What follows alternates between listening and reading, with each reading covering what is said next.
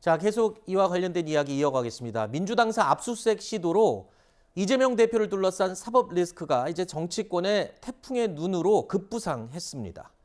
국민의힘에서는요, 민주당을 향해서 검찰 수사에 협조를 하라면서 공세 수위를 끌어올리고 있습니다. 공무집행을 의도적으로 방해하는 또 다른 범법 행위일 뿐입니다. 이것은 법치주의와 자유민주주의에 대한 정면 도전입니다. 지금 검찰이 벌이고 있는 정당한 법 집행은 문정권 초기에 전방위적으로 조직적으로 살벌하게 자행했던 그런 적폐청산과는 결이 다른 것입니다. 지금 검찰의 정당한 법 집행은 전대미문의 토지개발 사기 사건으로 선량한 국민들이 피해를 본 바로 그 사건과 대선 자금의 흐름에 대해서 추적하는 그것을 수사하고 있을 뿐입니다. 고리무원 이 대표의 남은 선택지는 죄를 실토하고 석고대죄하는 것뿐입니다. 죄악의 실체를 감추려고 조직적으로 거짓말과 정치 성동을 일삼는 민주당 역시 공당으로서 책임을 다해야 합니다. 정치권에서는 결국 올 것이 왔다는 평가가 나오고 있습니다. 사실 국민의힘 입장에서는 김용 부원장의 이 구속은 굉장히 지금 중요한 포인트가 될 수밖에 없죠. 왜냐하면 과거에 아까 우리 김용우 의원께서 말씀하신 것처럼 이재명 대표가 분신이라는 말까지 했었던 인물이거든요. 그 과거 발언을 저희가 다시 한번 찾아봤습니다. 정하고 이제 시정을 이제 같이 했죠. 제가 딱 한마디만 말씀을 드리면 정말로 유용한 사람이다.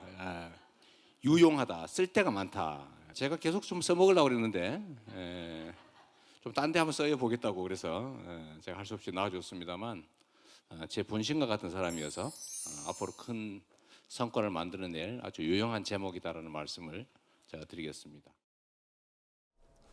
지금 박대출 의원은 심지어 아바타가 분신이라는 뜻이다. 본체가 조종해야 움직이는 게 아바타 아니냐 뭐 이런 이야기까지 했는데 아까 이재명 대표가 그랬어요. 이런 한 푼도 부당하게 쓴 적 없다라고 확신한다라고 했는데 글쎄요. 아까 말씀하셨지만 수사 결과에 따라 어떻게 될지 모르는 일인데 김용 부원장과의 관계는 이재명 지금 대표에겐 치명적인 거겠죠. 그렇죠. 이제 그 두 사람이 가깝다고 하는 것은 누구도 부인을 못할 겁니다. 그걸 부인하면은 더 이상한 거죠. 네. 근데 결국은 이제 돈 관계라든지 여러 가지 그 대장동 개발 사업과 관련해 가지고 부정 비리가 있었는데 그것을 이재명 당대표도 알고 있었느냐? 그다음에 또 대선 자금의 흐름까지도 알고 있었느냐? 네. 김용이라고 하는 사람이 이재명 당시 후보에게 이야기를 했느냐? 라는 것은 수사를 통해서 밝혀질 수밖에 없는 거죠. 이것은 우리가 아무리 이런저런 얘기를 해본들 뭐 야당에서는 정치 탄압이라고 그럴 것이고요. 네. 그렇기 때문에 밝혀질 수가 없다. 그래서 굉장히 이제 민주당으로서도 어려운 일이겠습니다만은 이것은 검찰 수사를 피해가기는 어렵다. 네. 그리고 이것이 길어지면 길어질수록 민주당 지도부의 그 어떤 상처, 데미지가 굉장히 커지겠죠. 네. 그러면은 이게 제가 볼 때는 대선 자금 얘기까지 나왔기 때문에 친명계 네. 또 비명계 의원들 간의 갈등으로 비화할 가능성이 크다. 또 총선이 가까워질수록 이런 상태에서는 총선을 칠 수 없다라고 하는 민주당 내부의 목소리가 나올 수밖에 없죠. 네. 그래서 그것은 물론 여야 간의 대치 상황도 굉장히 이제 극한으로 치닫겠습니다만은 네. 민주당 내부의 내홍도 제가 볼 때는 예측이 되고 또 서른 그 민주당 의원은 벌써 이야기하지 않습니까? 이런 거 다 예측한 문제다. 그래서 내가 작년에 이재명 의원 당대표 나오지 마시라고 한 거다.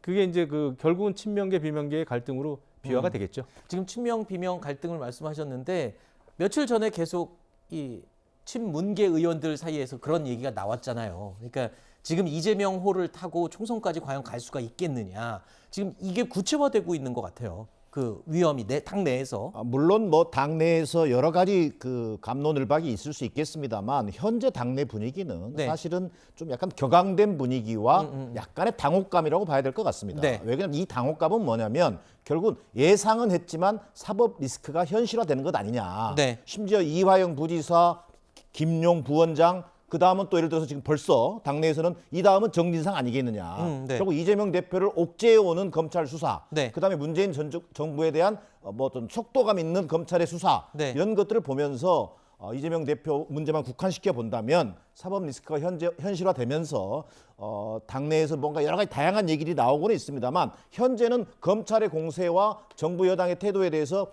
강력하게 지금 맞서 싸우는 국면이기 때문에 네. 당분간은 단일 대우를 유지하면서 네. 검찰 수사에 맞서는 그런 상황이 될 것으로 보여집니다. 일단 국민의힘은 지금 공격의 수위를 가장 높일 수 있는 시기가 온 거겠죠. 성일종 의원은 과거에 이재명 대표가 썼던 SNS의 글을 인용하면서 이렇게 비판하기도 했습니다.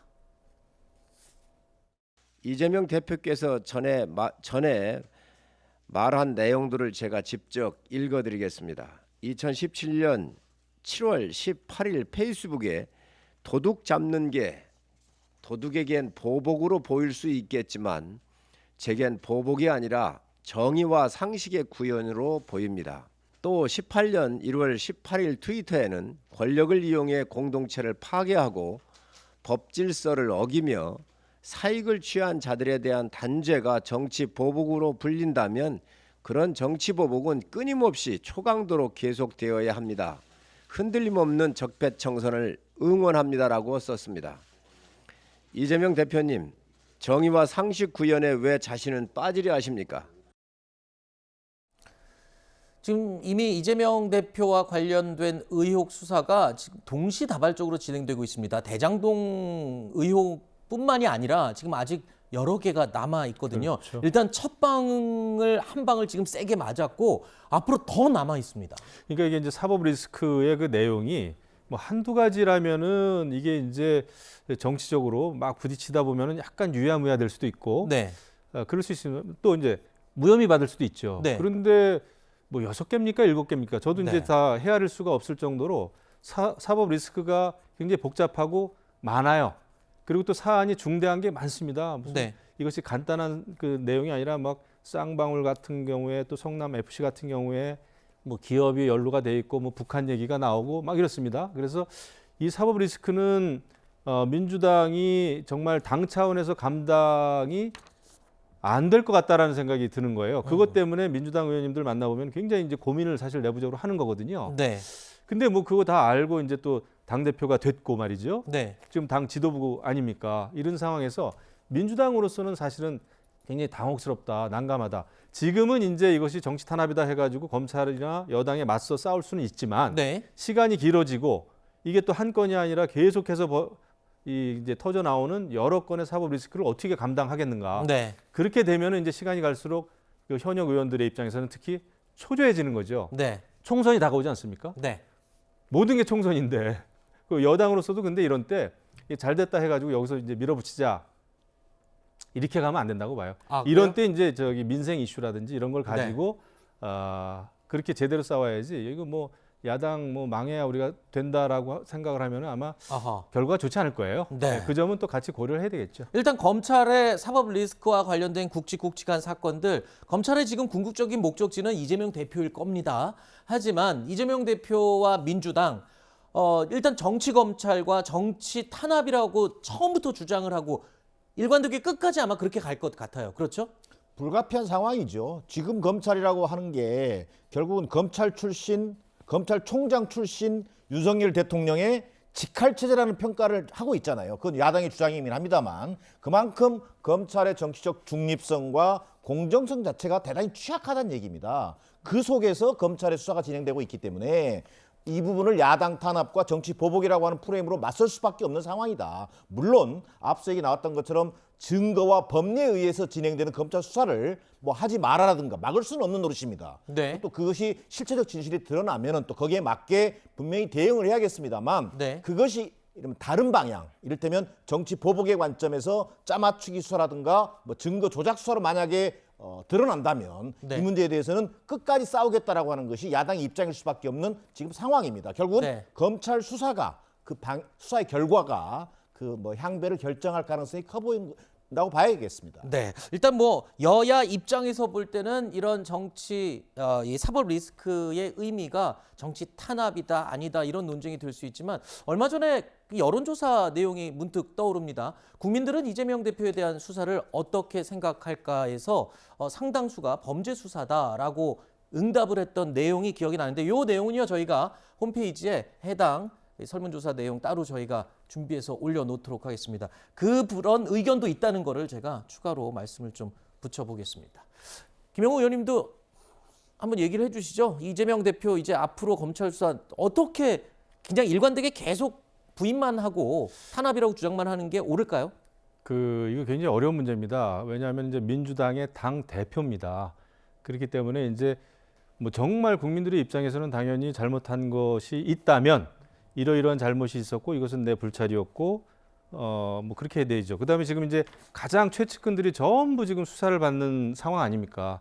이런 상황이라면은 정말 만에 하나 연루가 안 됐어도 사과 사죄부터 해야 맞는 거예요. 네. 왜냐하면 지금 뭐 가장 최측근들이 지금 체포당하고 수사당하고 압수수색당하고 이러고 있지 않습니까? 그러면 그것만으로도 정당의 당대표는 예전 같으면 예전 기준으로 치면은 대국민 사죄를 해야 맞죠. 사실은. 네. 그래야 민주당 전체로 봐서는 그래도 그것이 조금이나마 그 사법 리스크를 줄이는 건데 그게 아니고 지금 강대강으로 이건 정치 탄압이다라고 하는 그런 프레임으로 밀고 가면은 국민들이 아까 말씀하셨지만은 범죄 수사, 부정비리 뿌리 뽑아야 된다고 과거에 이재명 그 대표가 여러 번 얘기했는데 왜 자기만 빠지려고 그러지?